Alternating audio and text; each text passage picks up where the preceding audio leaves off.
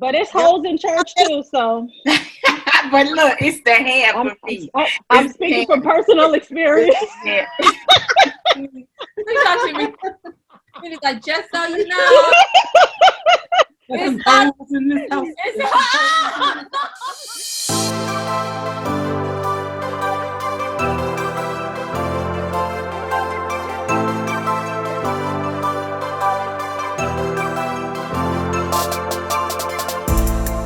How do you tell women you may not get married ever just because of the numbers, but still stay pure? Wow. Because here's the deal. You have to divorce your purity, like Shaniqua said earlier, your motive, your heart posture for living pure, sexually pure, has to be broader than just because I'm earning a man. Like how you know, how far in, how you going on them payments, sis? Well, I earned the kneecaps last year. So if you miss a payment, no, man ain't got no left arm. They put it on the back of the loan. They put that on the back of the loan. Oh, it's gonna be a balloon. A balloon payment at the end. Got it. All right. So this idea of it's a scary thought, Mina, and I think that's why nobody wants to say, you know, is there a possibility that you might not get married? Or let's just stop there. Let's just say that. The idea of that's a whole nother conversation. It's a whole nother conversation. And there is a danger to that. You don't want people to get desperate. Mm-hmm. You don't want to run on the bank. You know what I mean? When you say there's a shortage, that's what happened with COVID with toilet paper. There's a shortage. Everybody runs out and grabs what they can. And so I think that there's also it affects the psyche and the attitude of men when they believe there is a shortage. Ooh, it's quiet. You said men believe it's a shortage? Yes. When men believe have the plethora. Shortage, they believe that it ain't too many like me. So I can. But I think, and so to piggyback off of what Mina said, I think in announcing the reality, right, the elephant in the room, but then coupling it with the benefits of being pure, like how it drives your discipline and how all these other things would make it for a more palpable conversation, whereas it won't just be like, oh my God, there's a shortage and now I'm going to be desperate, but like actually giving people tools to be able to manage, just like with the COVID situation. Yeah, there's a shortage, but there are also different ways where you can prevent yourself from contracting this potential disease by doing X, Y, and Z. So I think the church specifically just needs to do a better job with narrating the positive aspects that are not just associated with marriage. Like you can be pure and have a clear mind. Like you can be focused. You have discipline to go work out, like self-image, self-esteem. Like there's so many other things. Marriage is just another facet, but that shouldn't be the premise as to why you're pure. But what happens, I'm sorry, Dion. I was just going to say, but what happens when we think about just from a societal standpoint, the pressure of marriage being the pinnacle of life? You get that from your family. You get that even professionally. You know, if you go out networking, people want to know, what do you do? Are you married? Do you have any kids? I had someone a family friend tell me once that my mom would not respect me as a woman until I got married, because marriage and children is such a, like that is like the arrival point, at least for Nigerians, that's a cultural thing for you specifically, you think? But even here in the States, I'm a 42-year-old woman that's been abstinent longer than I've ever thought that I'd be. Yeah. But people like someone yesterday that I had not seen in probably 20 years, he was like, so you ain't got no kids? You not married yet? I said, no. He was like, you don't have no kids? I said, no. Yeah. And he was like, he could not believe it, because people think like marriage is supposed to be that top thing that you will get more likes on social media if you say that you're engaged than if you say I graduated with a PhD. I just bought my own home. Like, put a picture up like with your ring. You're going to get the most likes you've ever gotten. Ever. And you're absolutely That's right. true, I'm Mina. sitting looking across at one of our producers, right? And she did a post. It was a joke, which she really shouldn't have done. Oh, I remember that. Remember that? She sent people in total shock. Now, this lady, multiple degree, chemist by trade, super bright. She got people when she said, I'm just basically, she was saying we're dating or we just like each other with a guy. It shocked all of us. I was like, wait. I was like, oh. I looked at maybe because I know her. I said, oh, she's joking. People went, I mean, I don't think you've ever gotten that many. She was your test case, ma'am. People were, oh my God, they were so happy. And here's the deal. I understand, like, love is a beautiful thing. Love is beautiful. It's wonderful, but there's more. You know what I mean? You don't come alive when someone falls in love with you or decides to love you. Because they can fall out too. Yeah. Well, that's attached to the being chosen. Like, yeah. I will say, let me just be personal for me. I thought because I had other issues that I wasn't even aware of, daddy issues, mommy issues, whatever. At the point that you get a man to fall so in love with you that he gets on his knee and gets you a nice ring and says, I want to be with you. I have chosen you, or I have found you, because I have to choose and say yes. But just the fact that somebody saw enough value in you to propose, that puts another level of worthiness. At least to me, that's how I thought at one point. You know what I mean? So I attach that to the value that I had in my own self as a woman. Yes. I think what you said is exactly right, Hilda. I remember reading, like, I went to Bible college and we had that book. What was it? I Kissed Dating Goodbye and all that stuff. Yes. Oh, yeah. And it was like, yeah, you guys remember that? Hilda, he ain't even a Christian no more. Girl? Yep. Lost his whole mind, but look, there you go. Foundational people. He was. For this whole purity culture. And so we were taught that, you don't need to date. Like, even we talked about this. You don't have to date. He will send you that one. He'll just come. You'll just be there, like, doing what you need to do and praying to God and just, being so holy, and God will send him down to you. He's just going to drop inside the church next to you. Hallelujah. You need to be, you got to be threshing wheat like Ruth. And Boaz will find you. Yes. Boaz will find you. That's a whole nother thing in itself. Because what I have found, in the church, especially, in my former church, and what I have found is that because you're placed on that, you're so pure, you're pure, you're going to have this, you're going to have that. You begin, now nobody seems to be good enough because you're waiting on this prince on a white horse. Oh, yeah. So you start, you kind of overlook. Because if your purity is the claim ticket, my purity, and you've been holding on to it for so long, it's got to be a trade-in for something good. It's like a ticket from Chuck E. Cheese. On the white horse. Right. Yeah. So you start rejecting them, huh? Hilda, you were rejecting them. And the mindset in the church, I'm telling you, and it still happens now. You hear it preached against online dating. Don't look at them DMs. I mean, you have a nice looking brother. You see his page is decent. He seems to be a man of God. He says you're beautiful. And you just ignore the comment instead of saying thank you. Yeah. Or you give him a snide remark.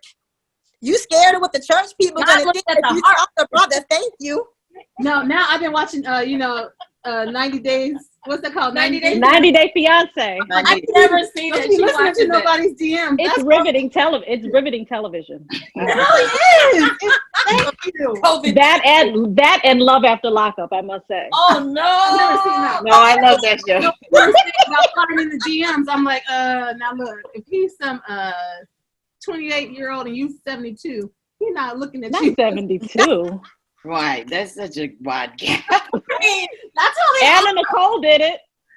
Okay, but yes, Hilda, I agree with you. I agree with you 100%. Yeah, because now it can't be anyone that's a regular guy, just a good guy. It can't be a good guy. It's got to be the bishop. It's got. Oh Lord, no. But it's got to be something like that.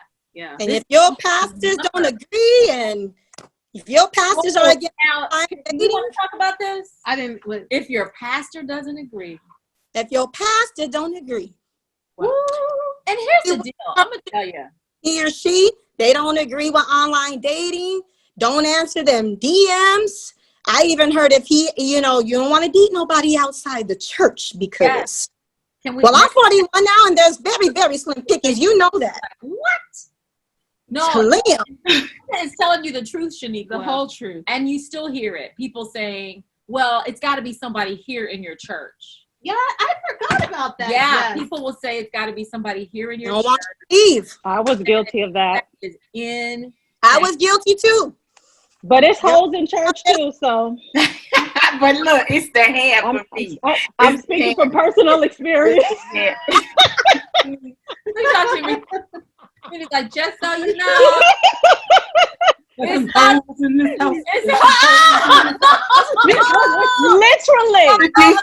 Literally.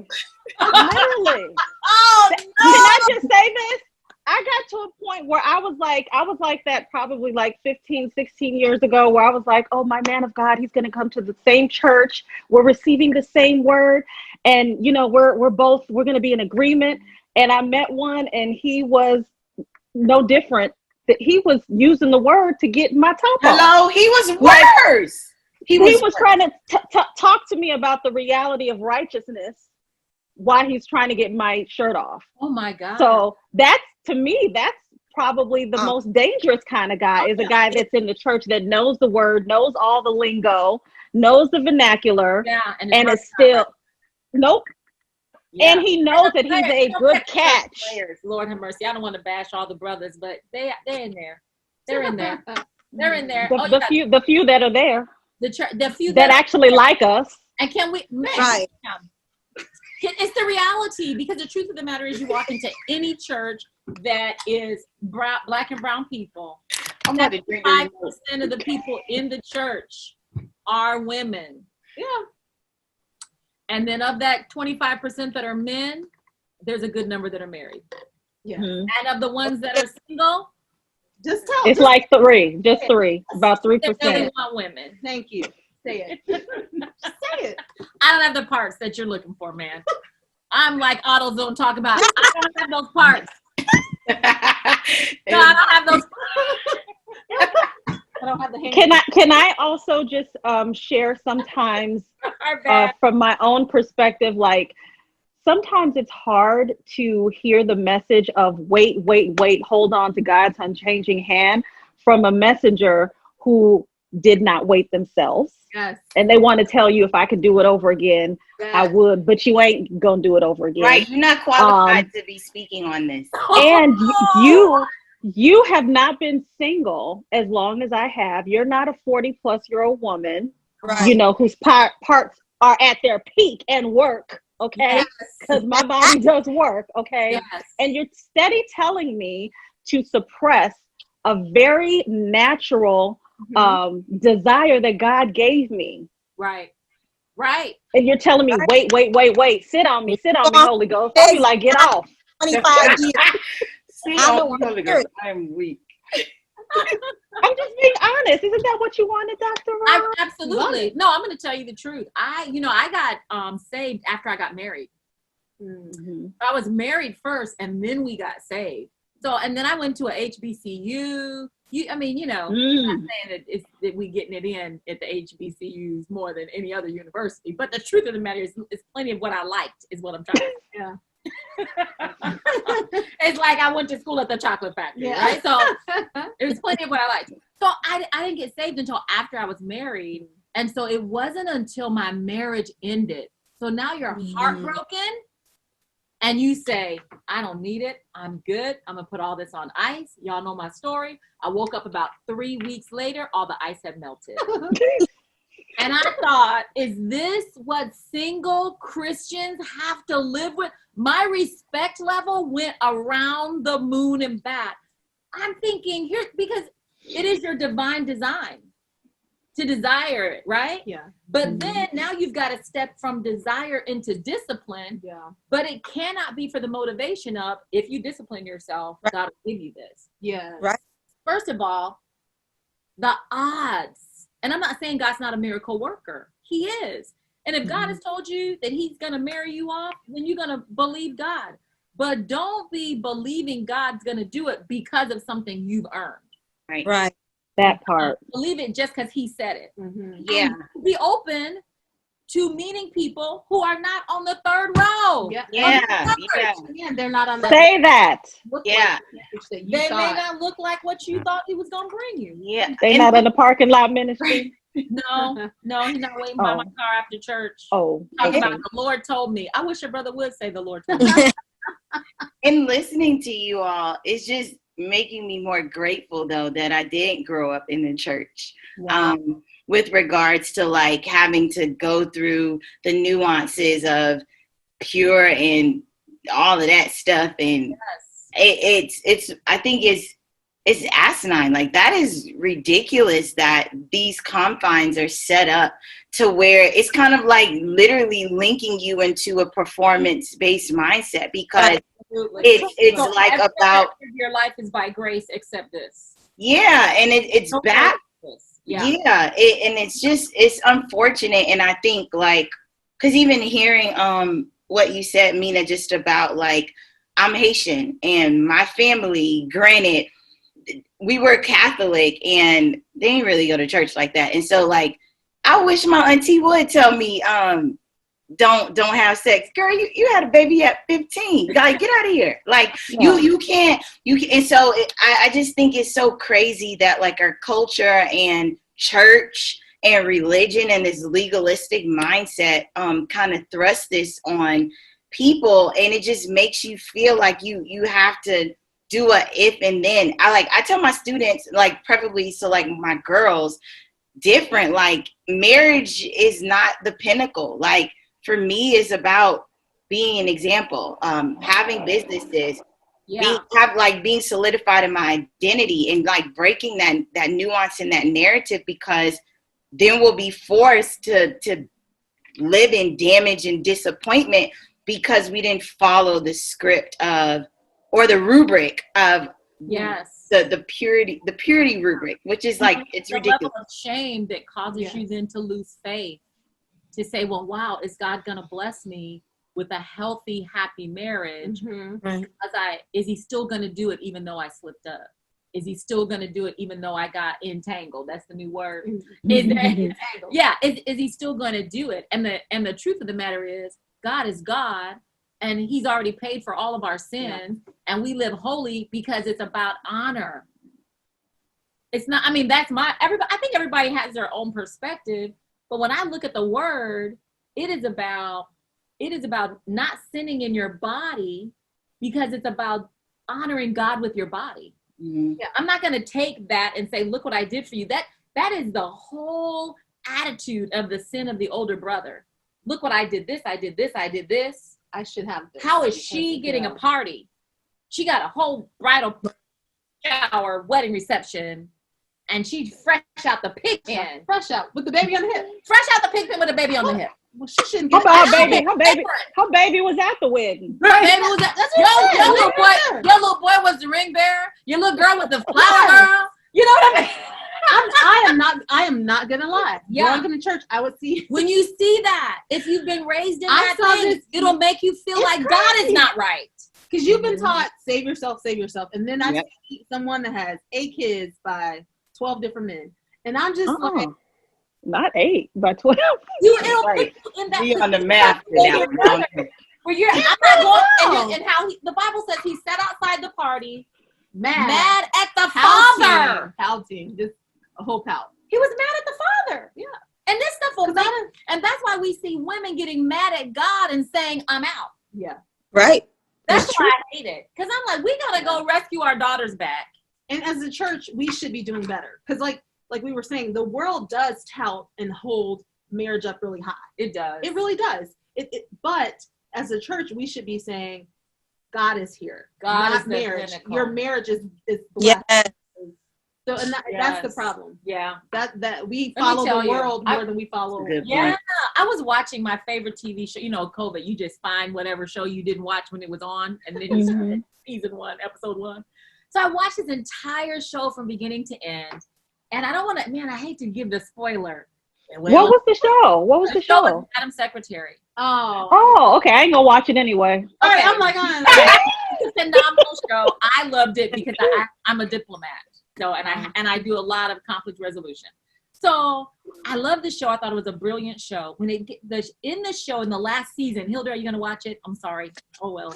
Sure. Anyway. And I'm kind of like the queen of the South, married at first sight.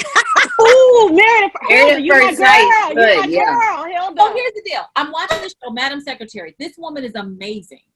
This lady was a CIA operative who then became Secretary of State, who was, negotiated world peace. Stopped World War III several times, negotiated the Iran deal. Like this show, and she's human. She's a real mom. She's a real wife. And she's a real sister. And she's making all this stuff happen. It's a fantastic show. And the last season, she goes into the highest office, the Oval Office, right? So then there's this whole cloud around. Folks are trying to get her out. I'm thinking this must be the last episode, because in the last episode, the entire park in DC is full of people saying, she's our president. And I'm thinking, what a way to end this show. This is amazing. And I said, oh, there's another episode. We click on the other episode, and that episode is the wedding of her daughter. Now I'm going to tell you, I was a little disappointed. It was sweet, but I didn't feel like that should have been the pinnacle. Yep. Yeah. It should have been. I'm like, don't take me to Disney. I just felt like, don't take me to Disney. You know what I mean? It was so good. She was a hero. She was a diplomat, and she did it as a girl. She wasn't masculine, and I mean, she was a negotiator. She was tough, dealing with heads of state. But they ended it with, they took me to the wedding gown. Because that's the world. Yeah. So I just feel like if we make that your idolization, then you could definitely get into some religious stuff. And that's, I think, not could get into, that's where we are. Yeah. So ladies, how do we get these daughters back? Y'all gotta help me. Because when I say my heart is aching, I'm hearing women say, I'm done with purity. I'm just gonna sleep with whomever. Yeah, I might as well do what everybody else does, because they get the same thing. So why not? Because how do we minister to them? telling you the influence. I'm so sorry. Go ahead. No, it's because of the don'ts. There's so many don't do online dating. Don't do this. Don't do that. And so you're so restricted. And what happened, which is, I'm going to just talk about my personal experience, was that I was in a box. Yep. So all I did was go to church, serve my pastors, ministry, go to work, raise my kids. And guess what? I never did nothing outside of that. Because you can't do this. Don't do that. Don't answer DMs. Don't do this. Don't do that. So guess what? If you continue to do the same thing for years and you don't have a different result, you need to start doing something differently. Look outside your parameters, your square, your box. Your husband may be in a whole nother country. Yes, ma'am. All right. Can I do a commercial for my ebook now? Yes, please do. Yeah, I was about to say, talk about your ebook. Come on. For 90 Day Fiance. Come on. I'm excited. I'm salivating. Come on. Tell you. So I had a whole experience, and I felt like I was the victim of religious churchy rules. We all are. Yeah. And so I said, I'm going to toss these rules out. I'm going to create my own rules that are based on light and not based on some type of mysterious, magical moment when two people are robots, and you just kind of walk up and you are like, by magnet, you must be the one, right? That soulmate thing is from the devil. That soulmate thing is from the devil. So I decided to write this book called Counterintuitive Dating. How following churchy rules will kill your love life or put you in a miserable marriage. Come on, Dr. Pam Ross. miserable. Because Yeah. miserable. And so I'm believing God that, and I just want to be clear. I'm a proponent of living holy in every way. Yeah. Not just Yes. but guess what? God delivered me from jealousy. Yeah. God delivered me from hatred, from Yeah. anger. You know what I mean? Yeah. Yeah. Deliver some of us Christians from racism. Yes. You ain't had sex, but you don't like brown people. Anyway, you know what I mean? Every sin. The Bible says he that commits sin is a slave to it. Yeah. So Mhm.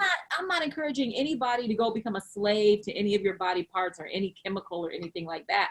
But what I'm saying is there is a way to get out of this religious box, meet people, in the company of people, and make a choice like a grown woman who has Come on now.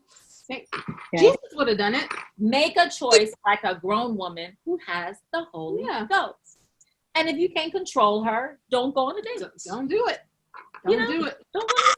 But if you can, Keep them close. You know, that's you should be having fun. You should be enjoying your single life. Go date, man. Yes. that's what I You know, that's what I endeavor to do with Cookie Jar Talk. Yes. I as someone who again has been on this abstinence journey for longer than I ever thought that I would, and in talking with other women, it's like there's so many other things that you can work on besides just keeping your legs closed, because honestly it is a grace. If it was just, I mean, the concept is simple, but it's not easy. Keep your legs closed. Okay, you can do that, but and that's spoiler alert, everybody is not. Everybody is not. And I just believe conversation. Pardon? Tell us what cookie jar conversations are too at some point in this. Explain what you do. Well, Cookie Jar Talk has evolved. It originally just kind of started as like an endeavor or an initiative that I had to kind of minister to women about their cookie and our relationship with the cookie. And because of my story of abstinence, I got a chance to talk to a lot of women, and there's so many other things that encompass the relationship with your cookie and what you should do. So even though it's hard, I am still on the wheel. It's a struggle. Huh? Help us. I said, hello. Help us, Jesus. Oh, I thought you said how long. I was like, oh, no, please. And although I'm not going to tell women, see, I understand why women are throwing away the purity piece. I understand it. Trust me, I understand it. But if you go ahead and say, okay, forget it, I'm going to just bust it wide open. God knows my heart. I'm going to just go to the altar after I get it. You're still going to have to deal with the consequences. Yes, you are. So know that in your grown womanness, the I'm grown spirit, if you go out and do what you're going to do, just know that this is universal law. You're going to reap what you sow. Yeah. So you're going to have to deal with the consequences. Yes, God will forgive all of that, but you can't use God's grace like a condom. Right. So yeah, you're going to end up with a spirit. If you don't get a sexually transmitted, you'll get a spiritually transmitted. Yeah. So live your life. And I think that's the part that is not modeled in church. You know, they want the single woman available for everything, but you don't want us to live, and then you want to scrutinize how we date, how we choose to date, or who we choose to date. Let us live our lives. That's kind of what Cookie Jar Talk is evolving into. I love because it's not just about keeping the legs closed, because there's just so much more to the woman and her body, because the church will tell you keep your legs closed, and then you do it, and then your wedding night you're supposed to know how to do all the stuff. So who's supposed to teach you how to, you could like, let's talk about that. But you said we have a limited time only. I think what we're doing right now is one of the ways, like, to get the daughters back, like, give me back. I mean, because it's just this idea of presenting choice and decisions and other things that you can do that don't necessarily hold the marriage as the priority. Like, in order for you to be a good wife, you need to make sure that you're doing all these other things. Not make sure, but like make it where it's your focus, like to be whole and knowing who you are in the event, like, you don't necessarily get married, as we talked about earlier. Like, can you still love God? Can you still be faithful in your walk if that's something that you don't necessarily like receive? And so I think just open it up to conversation, but then also providing deliberate practice, because we can talk about it, but if it's not modeled, as Mina said, it's just going to be something that you talk to me about and I'm still not going to know how to do it. So providing like that twofold of conversations, being candid, transparent, and vulnerable by sharing our stories, but then also providing deliberate practice. So if we're talking about finances today, here's someone here that's going to actually show you how to balance your book. If we're talking about your parts, here's Mina here to talk to you about her story and different things that you can do with regards to that. If you want to know how to facilitate a conversation and deal with conflict, here's Ma, like, talking about these different things. I think is more about more than just a conversation, but also the practice piece too. Yeah, I really love what Hilda said about all of you really have brilliant points. Pull away from all the don'ts because they've heard all that. Yeah. And I think I made a list of the things I've been seeing that have really been breaking my heart. One is they just decide to have a married man. I'll just share one. Another one is just sex with friends. Well, just, you know, no strings attached. Yeah. Another one is men just, I'm going to find me a man in prison. That's like a trend. But you really don't have them, though. That's jail talk. He's on layaway. He can't go anywhere. He can't go anywhere. And just the fact that I am a woman is gonna. But it's male. I know. And then here's the other one. This is a biggie. This is a trend. Dating and marrying other women. And so when you get a name, when you get to this level of hopelessness, desperation, I'm fed up, they're turning to this rather than saying, wait a minute, maybe I'm just not seeing God the right way. The other one that we all know is true. What's the other one? Dating men on the down low. Oh yeah, I mean, yeah. You Dating know guys they are. that you know that they really are not ready. Date and marrying. Yeah. When you know they're just not ready. And so I think that if we have real conversations about, hey, this is about power. This is about honor. This is about discipline. Holiness is about so much more than you earning something. And God doesn't want you to, not only does God not want you to earn your marriage, he don't want you to earn anything. He's blessing you with it. And then I agree, Shanique would give them some deliberate practices, like my book available at pamross.com. Love it. Plug. It should go across the screen. Yeah. Counterintuitive dating. And just so that you can, relax, get control of yourself and go out, meet people, and then understand this is a type of person I need to partner my life with, submit my life to, you know? And I think we can win our daughters back, but not back to bondage. No. Yeah. Back to true holiness. And true relationship with that comes from relationship. And yeah, absolutely. Y'all are so genius. You're smart as you are cute. Cute. Takes one to know one. Mina is killing me with this. Okay. Yeah, it's a refreshing conversation. It's good to have. It is, and it's been you see it on social media all year too. Yeah, it has been. I appreciate all of your stories too, from being raised in the church and being taught, oh, now you're the prize, or being told, the threat. And Shanique was like, what is going on here? I never heard of such a thing. But yeah, purity is a beautiful thing, but it's beautiful when it's done by grace and not from perspective of God now owes me. And then we feel like God's check is bouncing. Yeah. Yeah.